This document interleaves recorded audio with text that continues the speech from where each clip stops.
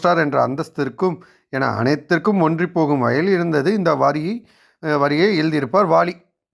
இப்படி ஒரு வரியில் பலரை குறிப்பிட்டு எழுத முடியுமா என்பது பலருக்கும் நிச்சயமான வியப்பு தாங்க. உண்மைதான். இப்படி வாலிப கவிஞர்னு அவரை சும்மாவா சொல்கிறாங்க? அவர் சரியான ஆளுங்க.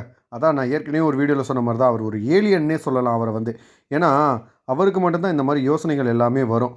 எப்படி பாருங்களேன், ஒரே பாட்டில் 4 விதமான விஷயங்களை இளையராஜா ஒரு பக்கம் செஞ்சுருக்காரு. ஆனால் ஒரே வரியில் இளையராஜாவை, ரஜினியோட அந்தஸ்தை எல்லாத்தையும் கொண்டு நிப்பாட்டியிருக்காரு வாலி.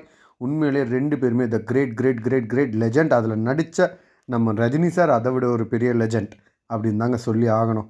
ஸோ இது மாதிரி சுவாரஸ்யமான வீடியோக்களை நீங்கள் தொடர்ந்து பார்க்கணுமா, அதுக்கு நீங்கள் என்ன பண்ணணும்னா சினி ஜங்ஷன் சேனலை மறக்காமல் சப்ஸ்கிரைப் பண்ணிடணும்.